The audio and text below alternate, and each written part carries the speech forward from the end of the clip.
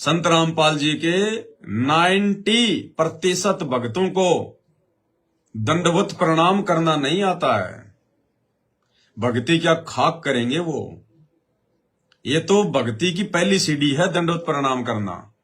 उन लोगों को दंडवत प्रणाम तक करना नहीं आता है। सतलोक आश्रमों से जुड़े हुए लाखों की संगत को रोज पढ़ते हैं नित्य नियम में अष्ट अंग से दंडवत प्रणामा और संध्या प्रात करें निष्कामा। लेकिन आज तक उनको ये नहीं पता कि दंडवत प्रणाम करते समय शरीर के वो 8 अंग कौन कौन से हैं और क्या वो विधि है जिस विधि के साथ शरीर के 8 अंगों को जमीन से स्पर्श करते हुए और निष्काम भाव से बिना किसी इच्छा के दंडवत प्रणाम करना होता है। आज तक नहीं पता। मेरे सत्सेवक भाई बहनों, शुक्र मनाओ परमपिता परमेश्वर सतगुरु रामपाल जी भगवान का, जिन्होंने साध संगति से जोड़ दिया और छोटी से छोटी जानकारी हमें प्राप्त हो रही है भक्ति मार्ग की। मैं आपको एक वीडियो दिखाता हूं और ये वीडियो किसी छोटे मोटे भगत का नहीं है या साल 6 महीने से नाम दीक्षा लेकर भक्ति पर लगे हुए किसी छोटे मोटे भगत का नहीं है। इस वीडियो को देखकर आपकी आंखें चकरा जाएंगी कि 20 साल से भक्ति कर रहा वो इंसान और उसकी धर्म पत्नी, जो वर्तमान में राजस्थान का स्टेट कोऑर्डिनेटर है, जिसके हवाले एक आश्रम किया हुआ है राजस्थान के पाली में, सोजत में, सतलोक आश्रम सोजत। उसका नाम है प्रकाश माड़ी। क्या नाम है? प्रकाश माड़ी। जोधपुर का रहने वाला है, सूर सागर का, कालू जी की बावड़ी। उसकी धर्म पत्नी श्रीमती अनु देवी बहुत समय से सतगुरु रामपाल जी परमेश्वर जी से ये जुड़े हुए हैं। काफी समय से 10-12 साल से ये राजस्थान का स्टेट कोऑर्डिनेटर है। आज तक उस प्रकाश माड़ी को, उस प्रकाश माड़ी की धर्म पत्नी अनु देवी को, उस प्रकाश माड़ी की बेटियों को और उस प्रकाश माड़ी के साथ में जो उसके इर्द गिर्द रहते हैं, बजरंग लाल जोधपुर वाले को, लक्ष्मण दास उर्फ एलडी, जिसने राजपूत करणी सेना को आनंदपाल सिंह की सीबीआई जांच के लिए 5 लाख रुपए नगद दिए थे राजस्थान के अजमेर में।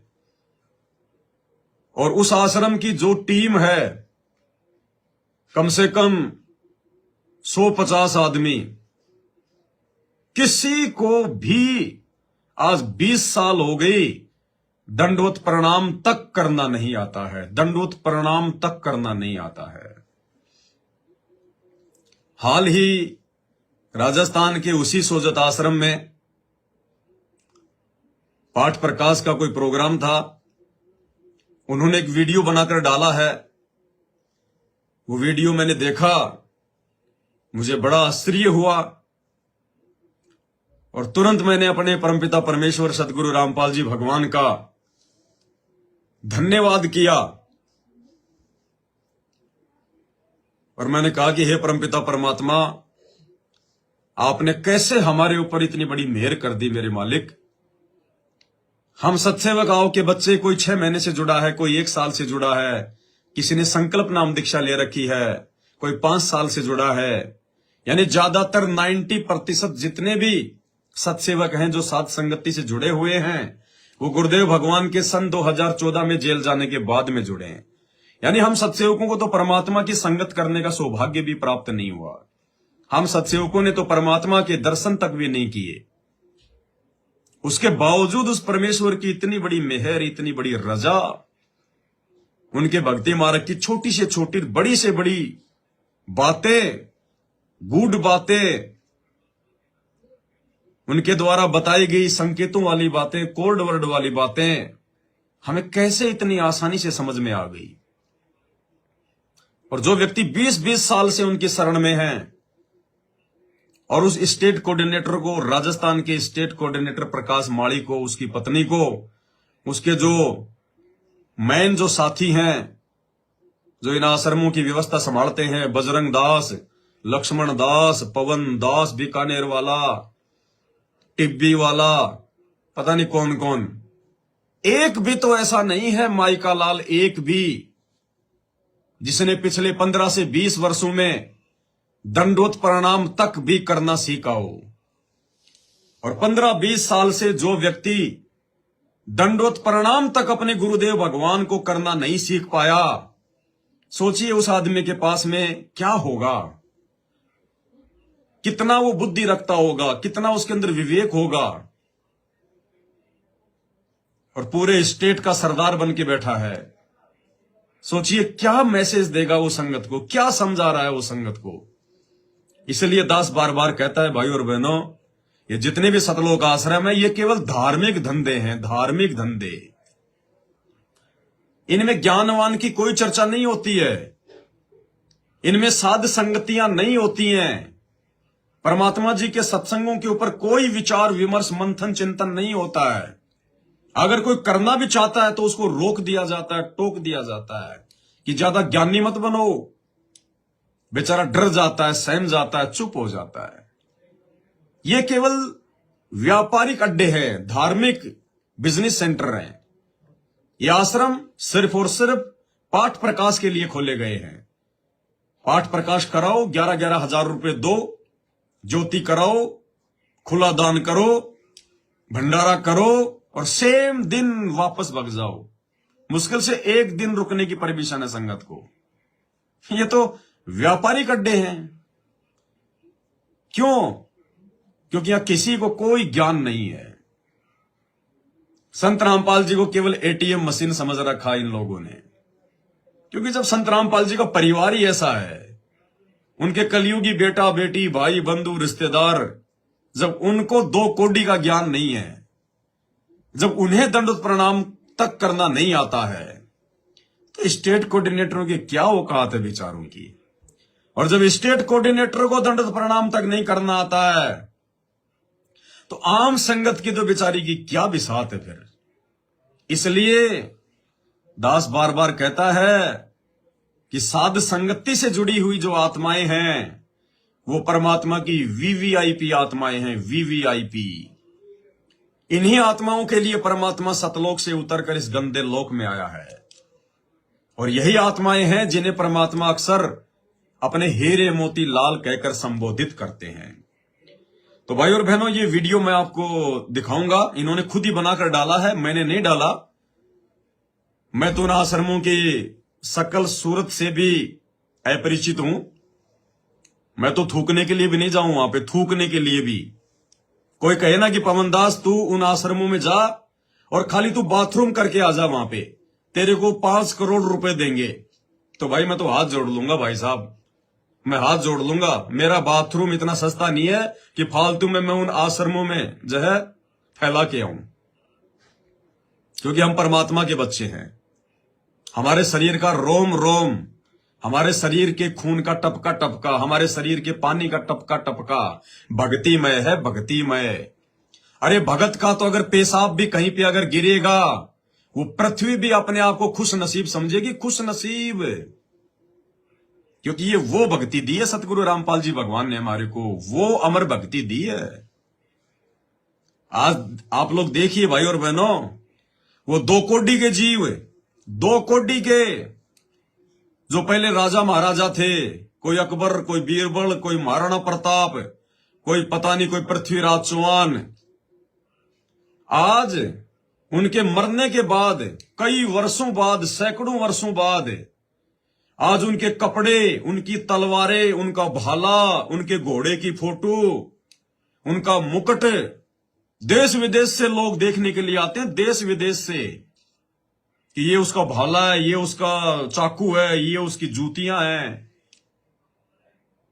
और जबकि क्या थे वो 2 कौड़ी के जीव, 2 कौड़ी के जीव, आज कहीं वो खुद गधे और कुत्ते बन के घूम रहे होंगे। वो जितने उन्होंने युद्ध किए, जितने सैनिक मारे और मरवाए, आज उनके सर में वो कीड़े बनकर वो बदला ले रहे होंगे। भले उनकी बड़ी बड़ी स्टेचू बना रखी है, मूर्तियां बना रखी है, उनकी जयंतियां लोग मनाते हैं अज्ञानता में, क्योंकि लोगों को आध्यात्मिक ज्ञान नहीं है। उन 2 करोड़ के जीवों की आज दुनिया देश विदेश से म्यूजियम में, स्टेडियम में, लाल किले में उनके वो कपड़े देखने के लिए आती है। विदेशी लोग आएंगे, फोटो खींचेंगे, वाओ वाओ। और क्या है, लेना एक ने देना दो, कुछ नहीं। तो आप और हम तो भाई और बहनों परमात्मा के बच्चे हैं, परमात्मा के भगत हैं। जब गुरुदेव ने यहां तक कह दिया कि बच्चों तुम्हारी जो किस्मत है, ब्रह्मा विष्णु महेश की किस्मत भी फैल है तुम्हारी किस्मत के आगे, तो यहां के राजा महाराजा जो मर गए हैं, जिनके स्टेचू बना दिए, जो आज कहीं गधे कुत्ते बन के घूम रहे होंगे, जिनके शरीर के उन आभूषणों को, उनके उन कपड़ों को, उनके उन जूतियों को, तलवारों को, मुकुट को लोग देखने आते हैं, तो सोचिए आने वाले समय में जब दुनिया आध्यात्मिक ज्ञान से परिचित होगी तो संत रामपाल जी भगवान के भक्तों की कितनी वैल्यू होगी। और आने वाले भक्ति इतिहास में हजारों साल बाद में दुनिया किस आदर और सम्मान के साथ में आज वर्तमान में जो भगत भक्ति कर रहे हैं, मर्यादा में रह के जो संघर्ष कर रहे हैं, अपने गुरुदेव भगवान वाला जो काम कर रहे हैं, अज्ञान और पाखंड को मिटाने के लिए जिन्होंने सर पे कफन बांध रखा है, सोचिए आने वाले समय में दुनिया उनको कितना महान बताया करेगी, कितना सम्मान दिया करेगी, कितनी इज्जत दिया करेगी। हालांकि हम तो सतलोक चले जाएंगे, हमें तो इज्जत की भूख नहीं है, हमें तो मान बढ़ाई की भूख नहीं है, लेकिन ऐसा होता ही होता है, क्योंकि परमात्मा कहते हैं जो भक्ति करती हैं आत्माएं, इतिहास में उनका नाम हुआ करता है। मीराबाई ने 350 साल पहले भक्ति करी, सॉरी 450-500 साल पहले मीराबाई ने भक्ति करी। आज उस मीराबाई का नाम है मीराबाई का। अरे उस मीराबाई के समय में क्या कोई राजा महाराजा नहीं था? मीराबाई जिस समय थी वो तो बेचारी बहुत ही एक छोटी सी बहन थी, उसकी तो विशेष कोई इज्जत नहीं थी समाज में, उसको तो गुंडी और बुंडी कहा करते थे, क्योंकि रातों को वो मंदिर जाती थी, वो सत्संगों में जाती थी। मीराबाई की उस समय कोई भी जो है इज्जत नहीं थी, उसकी पति उसका मर चुका था, उसका देवर उसको कितना दुखी करता था, घर छोड़ के बेचारी वृंदावन में चली गई, मथुरा में गई, कभी कहां गई, बेचारी धक्के खाती रही पूरी जिंदगी। क्या उस मीरा के समय कोई राजा महाराजा नहीं होगा, बहुत बड़ा कोई सेठ नहीं होगा? बहुत रहे होंगे। क्या आप उनमें से किसी एक का भी नाम जानते हैं? अरे मीराबाई के समय जो उस समय का जो राजा था, जो नवाब था, क्या आप उनका नाम जानते हैं? उस समय का यदि कोई अरबपति, कोई खरबपति आदमी है, क्या आप उसका नाम जानते हैं? आज नहीं जानते ना। उस मीराबाई का नाम क्यों जानता है बच्चा बच्चा, जो बेचारी गरीब थी, छुप छुप के अपनी भक्ति किया करती थी। केवल भक्तों का इतिहास बनता है, बकवादियों का इतिहास नहीं बनता। तो ठीक इसी प्रकार सतगुरु रामपाल जी परमेश्वर जी के भक्तों का आने वाले समय में इतिहास में सुनहरे अक्षरों में नाम लिखा जाएगा, जो साध संगत से जुड़े हुए हैं, जो सत्सेवक हैं। भाई और बहनों, इस आधार से यह दास कह रहा है कि भाई संत रामपाल जी के भक्तों का पेशाब भी इतना अनमोल है कि फालतू की जगह नहीं जो है कि उसको फैलाया जा सकता। इसलिए अगर इस दास को कोई 5 करोड़ रुपया भी ऑफर करे तो भी मैं इन सतलोक आश्रमों में बाथरूम तक करने के लिए नहीं जाऊं, बाथरूम तक करने के लिए। अब आपको दिखाता हूं इन आश्रमों को हैंडल करने वालों की रियलिटी, उनकी सच्चाई, भक्ति से संबंधित सच्चाई, उनकी सामाजिक सच्चाई भी आपको दिखाऊंगा मैं कि सामाजिक तौर पर उनको कितना ज्ञान है। तो सबसे पहले आपको दिखाता हूं, ये पूरी टीम है, ये पूरी टीम है सतलोक आश्रम सोजत की। इसमें मैंने नाम नूम वगैरह सब कुछ लिखे हुए हैं, जो जो व्यक्ति है इसमें। मैं थोड़ा बैक कैमरा चालू करूंगा, फिर थोड़ा आपके समझ में आएगी। ये देखिए भाई और बहनों, ये जो रेड जो कपड़ों में है, ये ऊपर नाम लिखा हुआ है अनु देवी। ये राजस्थान के स्टेट कोऑर्डिनेटर की धर्म पत्नी है, जो काफी समय से लगभग ये 15-20 साल से सतगुरु रामपाल जी से उपदेश प्राप्त है। और आज से लगभग मतलब बरवाला कांड के पहले से ही इनको सारनाम प्राप्त है। इधर ये इनकी बेटी है, ये इनकी बेटी है। ये व्यक्ति जो है ऊपर देखिए स्टेट कोऑर्डिनेटर लिखा हुआ है, ये है प्रकाश माड़ी। ये राजस्थान का स्टेट कोऑर्डिनेटर है प्रकाश माड़ी। ये वाला व्यक्ति। इसके जो बराबर में है मूर्ति, ये ऊपर देखिए, इसका नाम है बजरंग। ये इसका चापलूस है। ये प्रकाश कहेगा कि यहां पेशाब कर तो यहीं पेशाब करेगा, ये उससे 1 इंच भी इधर उधर नहीं करेगा। ये भेड़चाल में चलने वाले हैं सारे के सारे, देखा देखी में चलने वाले। बजरंग है ये, जोधपुर का ही रहने वाला है ये बजरंग। इधर देखिए भाई साहब जो झुककर प्रणाम कर रहे हैं, ऊपर लिखा हुआ LD लक्ष्मण दास, जिसने राजपूत करनी सेना को 5 लाख रुपए दिए थे आनंदपाल सिंह की CBI जांच के लिए। ये LD, ये भाई साहब है, इनका नाम है, ये पवन है, ये बीकानेर से हैं। ये पहले बीकानेर का नामदान सेंटर संभालते थे, आजकल इनको सतलोक आश्रम के अंदर ऑफर कर दिया होगा, आजकल यहाँ अपनी सेवा दे रहे हैं। और बाकी मूर्तियां बहुत सारी है यहाँ पे, बहुत सारे लोग हैं यहाँ पे, कम से कम ये 60-70 लोग होंगे। अब इन्होंने खुद ही अपना वीडियो बनवाया है दंडवत प्रणाम करते हुए, तो अब मैं इस वीडियो को मैं चालू करता हूं। अब परमात्मा दंडवत प्रणाम करने से पहले भगत को क्या दिशा निर्देश दे रहे हैं, सतगुरु रामपाल जी भगवान क्या कह रहे हैं। और एक बार नहीं भाई और बहनों, अपने हर सत्संग में लगभग परमात्मा यही कहते हैं कि बच्चों, जब भी आप दंडवत प्रणाम करो, दंडवत प्रणाम करने से पहले आपने एक मंत्र जरूर जाप करना है, चाहे सतनाम का चाहे प्रथम नाम का। मतलब जमीन पे आप अपने घुटने टेको, हाथ जोड़ के एक मंत्र जाप करो, चाहे 2 करो। उसके बाद सामने आपके गुरुदेव भगवान की जो फोटो है आप उनके दर्शन करो, उसके बाद में आप दंडवत प्रणाम करो, ठीक है। उसके बाद में आप देखना इन तमाम लोगों को, अभी सबसे पहले वीडियो चलेगा जिसमें सतगुरु रामपाल जी भगवान आपको बताएंगे कि दंडवत प्रणाम करने से पहले सबने एक मंत्र जाप करना होता है, जल्दबाजी नहीं करनी होती है, भैंस की तरह टूट के नहीं गिरना होता है। जैसे भैंस गिरती है चारे के ऊपर, आराम से करो, शांति से करो। उसके बाद फिर ये पूरी की पूरी टीम ये दंडवत प्रणाम करेगी। मैंने 3-4 बार इसको रिप्ले किया है, आप ध्यान से देखना।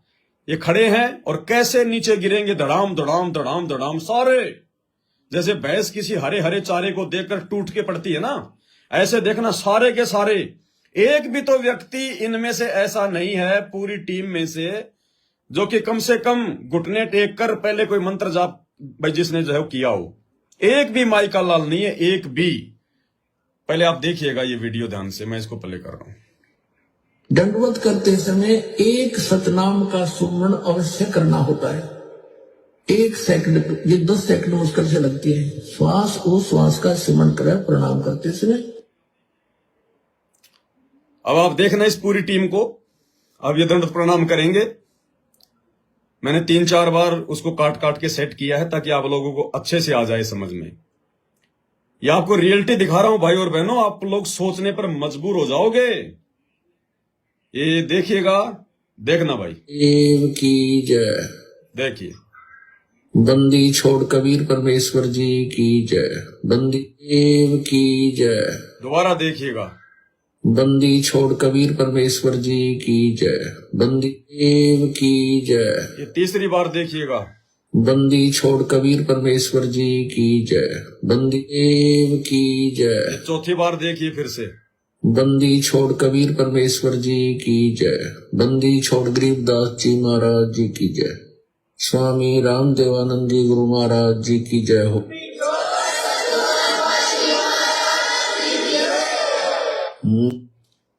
अब भाई और बहनों, ये आपकी आंखों के सामने हाथ कंगन को आरसी क्या, पढ़े लिखे को फारसी क्या, मैंने आपको ये लाइव वीडियो दिखाया है। अब भाई और बहनों बताइए आप, जो व्यक्ति पिछले 20 साल से राजस्थान का स्टेट कोऑर्डिनेटर है और जिसकी पूरी की पूरी टीम आपके सामने है, ये सोजत आश्रम का वीडियो है, खुद सतलोक आश्रम वालों ने डाला है।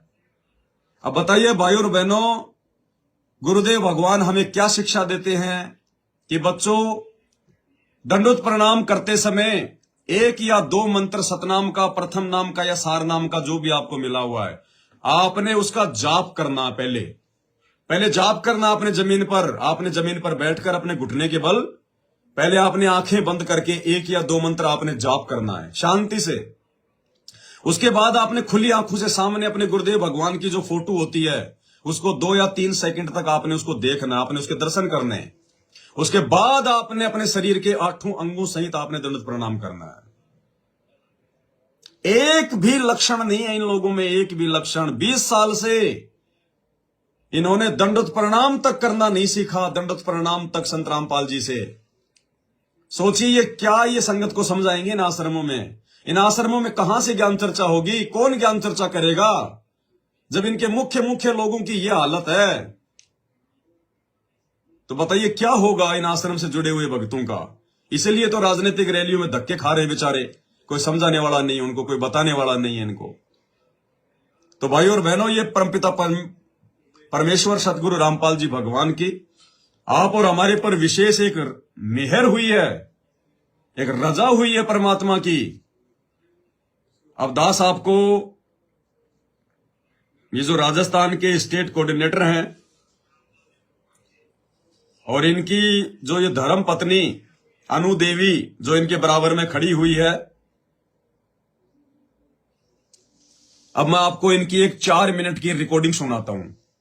राजस्थान के स्टेट कोऑर्डिनेटर की धर्म पत्नी अनु देवी, और राजस्थान के भगत अच्छे से जानते होंगे राजस्थान के भगत कि ये जो प्रकाश माड़ी जो राजस्थान का स्टेट कोऑर्डिनेटर है, इसकी नहीं चलती है, इसकी बिल्कुल नहीं चलती बेचारे की। ये तो उस महिला सरपंच की तरह है कि जैसे सरकार कभी कभार महिलाओं की सीट निकाल देती है प्रधानी में या सरपंची में, तो किसी औरत को खड़ा कर दिया जाता है, वो बेचारी अनपढ़ सी होती है, उसको प्रधानी के चुनाव में, सरपंच के चुनाव में खड़ा कर दिया जाता है और वो जीत जाती है। लेकिन जीतने के बाद में सारे काम कौन करता है? उसका पति। वो बेचारी खाली नाम की सरपंच होती है, श्रीमती बिमला देवी। बाकी सारे काम उसका पति करेगा, मोहर भी वही लगाएगा। तो ठीक इसी प्रकार भाई और बहनों, ये जो प्रकाश माड़ी है ये खाली नाम का स्टेट कोऑर्डिनेटर, खाली नाम का, बाकी सारा काम इसकी धर्मपत्नी अनु देवी संभालती है। अब इन सब की यह हालत है। अब ये जो ये अनु देवी है, अब मैं आपको इसका एक चरित्र की, इसके चरित्र की मैं एक झलक दिखा देता हूं। सारनामी अनु देवी, सार शब्द भी इसको जो है मिला हुआ है, सार शब्द भी ले लिया अब तो इसने रोहतक से है, सौर शब्द सारे नाम ले लिए। बताओ, ये तो बिल्कुल सतलोक की जहाज में बैठने के लायक हो चुकी है। मतलब टिकट मिलने की देरी है, पंख आ गए इसके, बस टिकट मिली नहीं और ये पंख फैला के उड़ी नहीं सतलोक के लिए। ठीक है, अब मैं आपको इसका चरित्र दिखाता हूं, इसका चरित्र दिखाता हूं। राजस्थान से हमारे एक भगत जी हैं, मुकेश दास जी, और जो नए नए भगत भाई बहन जुड़े हैं इन आश्रमों से, नामदान सेंटरों से, उनको नहीं पता इन्होंने कितने कितने कुकर्म किए हैं परमात्मा के जेल जाने के बाद। एक समय इन लोगों ने संत रामपाल जी के भक्तों से फार्म भरवा लिए राष्ट्रपति के नाम पर कि भारत के राष्ट्रपति जी, हम संत रामपाल जी के भगत आत्महत्या करने के लिए आपसे अनुमति चाहते हैं। बताइए, आत्महत्या करने के इन्होंने फार्म भरवा लिए भक्तों से कि भक्तों फार्म भर दो, हम राष्ट्रपति से अनुमति लेंगे आत्महत्या करने की। और संत रामपाल जी सत्संग में कहते हैं कि नालायको, आत्महत्या करने वाला तो अगले जन्म में गधा बनता है। गधा सबसे वो कायर आत्मा होती है, सबसे बड़ी कायर आत्मा होती है। और इनको भगवान मिल गया, इनको नाम मिल गया, भक्ति मिल गई, फिर भी देखो ये काल प्रेरणा से आत्महत्या करने के लिए राष्ट्रपति से अनुमति मांग रहे थे। तो इन्होंने संगत में एक बहुत बड़ी मुहिम चलाई। पहले तो इन्होंने राष्ट्रपति के नाम पर संगत से जो है चिट्ठियां लिखवाई, लगभग 20-30 लाख लेटर संगत को इन्होंने आदेश कर दिया कि ये है एड्रेस, और राष्ट्रपति के नाम पे सभी इन्होंने एक फार्म बना के दे दिया। पूरा मैटर इन्होंने लिख दिया कि संगत ने केवल अपना नाम, गांव और पता लिखना है कि भारत के माननीय राष्ट्रपति जी, हम संत रामपाल जी के भगत हैं, हमारे गुरुदेव की सीबीआई जांच नहीं हो रही है, हम बहुत दुखी हैं और हम आत्महत्या करना चाहते हैं, आप हमें अनुमति प्रदान करें। संगत से इन्होंने इस प्रकार से लेटर लिखवाए और वहां भेजे इन्होंने खूब। उसी संदर्भ में राजस्थान के उस मुकेश भगत ने राजस्थान के स्टेट कोऑर्डिनेटर की धर्मपत्नी श्रीमती अनु देवी जी से बात की और भगत तो भाई भगत ही होता है, भगत तो बात सही कहेगा, वो तो कांटे की बात कहेगा, चापलूसी नहीं करेगा भगत कभी भी। वो तो बिल्कुल पॉइंट टू पॉइंट बात करेगा, क्योंकि उसके बाद ये कभी गए नहीं राष्ट्रपति के पास। आत्महत्या इनमें से जो है वो किसी ने की नहीं कभी, खाली इन्होंने ड्रामा किया, संगत का पैसा बर्बाद इन्होंने करवा दिया, समय इन्होंने बर्बाद करवा दिया इन्होंने जो है वो संगत का। तो उस भगत मुकेश ने इस बहन जी से बात करी कि भाई आप गए क्यों नहीं, आपने तो आत्महत्या के फार्म भरे थे ना, तो फिर आत्महत्या करने के लिए क्यों नहीं गए। तो बोल रही तू कौन होता है मेरे से सवाल पूछने वाला है। तो और काफी इनकी बातचीत हुई। तो अंत में भाई और बहनों, ये सोचने की बातें, मजाक की बातें नहीं है, आप लोगों की आंखें खुल जानी चाहिए, विशेषकर राजस्थान वालों की। और ये खाली राजस्थान वाली बहन का ही चरित्र नहीं दिखा रहा मैं आपको, मैंने आपको गुरुजी की बेटी का भी दिखा दिया चरित्र, गुरुजी के धर्मपत्नी का भी मैंने आपको जो है चरित्र दिखा दिया, गुरुजी के जो भाई हैं उनका मैंने आपको जो है वो चरित्र दिखा दिया, गुरुजी के बेटों का मैंने आपको दिखा दिया, स्टेट कोऑर्डिनेटरों का मैंने आपको दिखा दिया। सबका बिगड़ा हुआ चरित्र है, दो दे लेगा। तो काफी बातें हुई। उसके बाद उस भगत से ये क्या कह रही है, भगत कौन, इसी का गुरु भाई, अपने ही गुरु भाई से क्या कह रही है कि मैं तेरे खिलाफ थाने के अंदर मैं कंप्लेंट कर दूंगी। तो उस भगत ने कहा कि कर कंप्लेंट। किस बात की तू करेगी कंप्लेंट, किस बात की करेगी। बोले मैं ये कह दूंगी कि ये आदमी मेरे घर पे आकर मेरे को छेड़ता है, ये आदमी मेरे घर पर आकर मेरे को छेड़ता है। यानी वो भगत बेचारा बात कर रहा था जयपुर से, और ये बहन जी बैठी थी जोधपुर में। जयपुर से जोधपुर की दूरी लगभग 400 किलोमीटर है। तो ये स्टेट कोऑर्डिनेटर की धर्मपत्नी, सार नाम प्राप्त, सार शब्द प्राप्त है, राजस्थान की संगत की माता बहनों को समझाने वाली, शिक्षा देने वाली, क्या शिक्षा देती होगी अभी ये कह रही है कि मैं तेरे खिलाफ कंप्लेंट कर दूंगी कि तू मेरे घर पे आके मेरे को छेड़ता है। छेड़ने का मतलब आप जानते हैं ना, छेड़ने का मतलब तो आप जानते होंगे कि भाई वो छेड़ा क्यों जाता है? और किसको छेड़ा जाता होगा कि ये मेरे को घर पे आके छेड़ता है, और पड़ोसियों से मैं गवाही दिलवा दूंगी। क्या कह रही है, पड़ोसियों से झूठी गवाही दिलवा दूंगी। ये तो इनका चरित्र है भाई और बहनों, ये तो इनका चरित्र है कि झूठी तो कंप्लेंट करूंगी कि मेरे को घर पे आके छेड़ता है, और पड़ोसियों से झूठी गवाही दिलवा दूंगी, जेल में चक्की पीसेगा चक्की।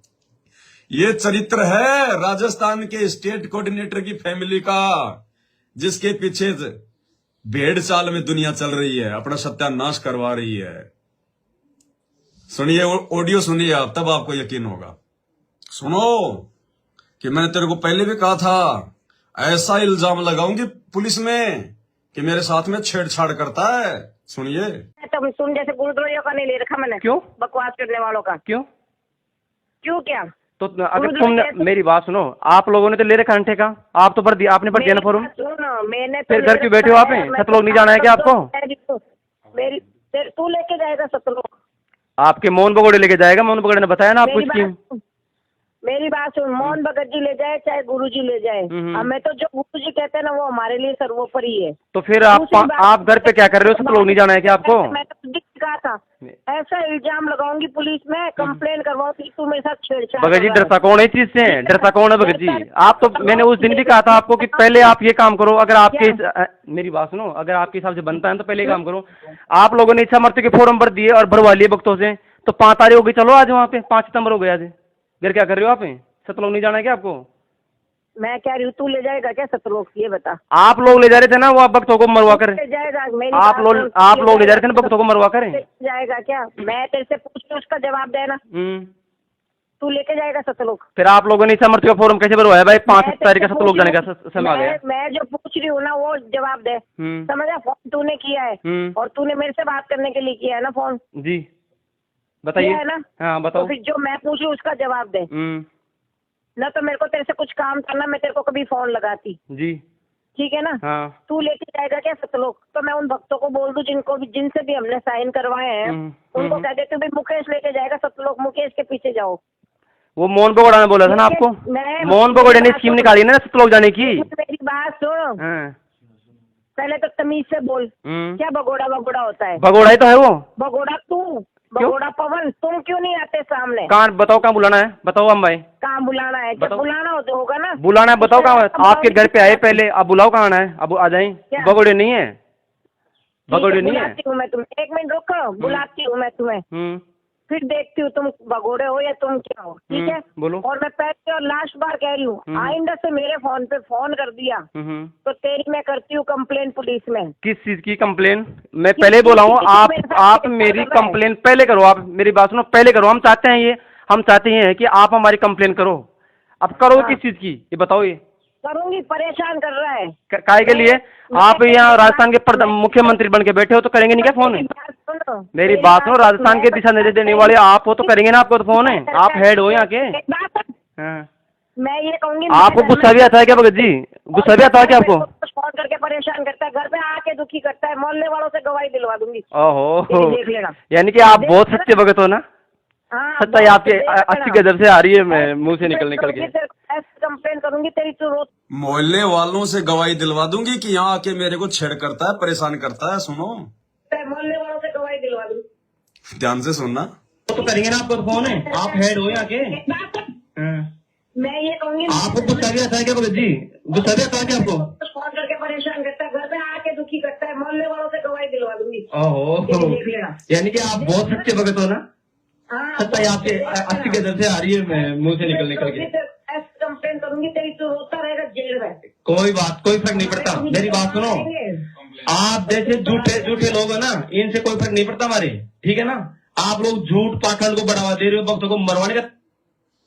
तो भाई बहनों, ये है इनका ये चरित्र, ये है इनका चरित्र। पुलिस में झूठी कंप्लेंट करवा दूंगी, मेरे को घर पे आके छेड़ता है, और मोहल्ले वालों से गवाही दिलवा दूंगी।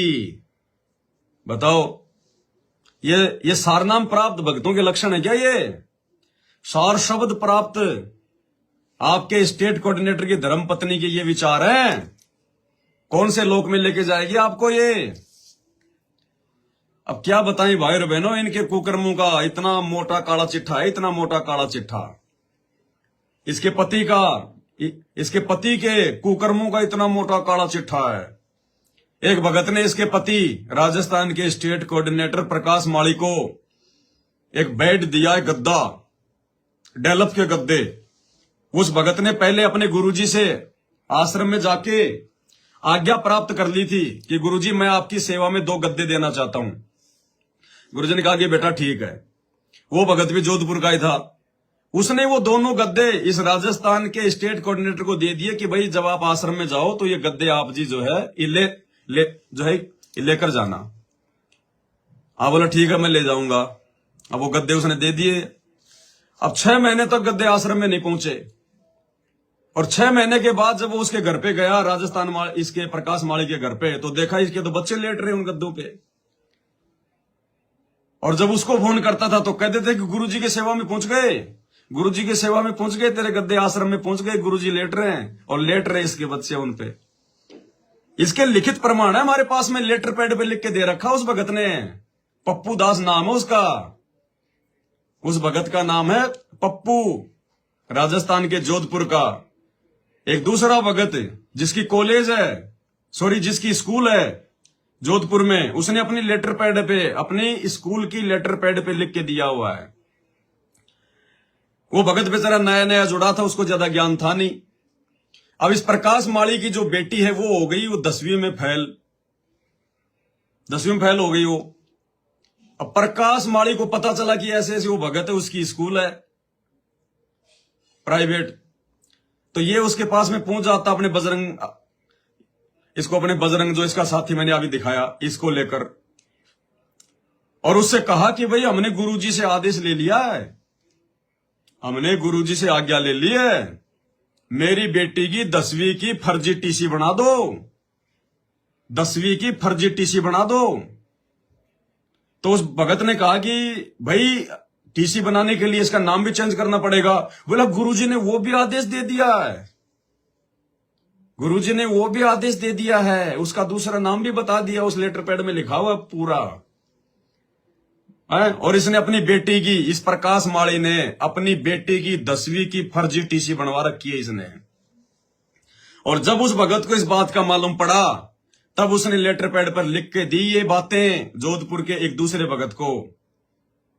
हालांकि दास ने बहुत सारी वीडियो इन पे पहले बना रखे हैं, लेकिन ज्यादातर भगत भाई बहन नए नए जुड़े हैं, उनको नहीं पता इन बातों का। तो कहने का मतलब है भाई और बहनों, ये जितने भी स्टेट कोऑर्डिनेटर हैं, जितने भी ये गुरु जी के जो परिवार वाले हैं, ये सारे के सारे लोग सतगुरु रामपाल जी भगवान को एक मानुष मानते हैं, एक आम व्यक्ति, आम इंसान मानते हैं। इन्हें कोई डर नहीं है, कोई भय नहीं है, कोई भी कुकर्म ये करते हैं, कोई भी उल्टे सीधे काम ये करते हैं। तो संगत से हाथ जोड़ के प्रार्थना है कि भाई समय निकलता जा रहा है, ये भक्ति देखा देखी करने की नहीं है, ये भक्ति भेड़ चाल में चलते हुए करने की नहीं है। आपने जब नाम दीक्षा ली थी तो आपने इन लोगों को देखकर नाम दीक्षा नहीं ली, आपने परमात्मा का सत्संग सुन के नाम दीक्षा ली होगी। आपको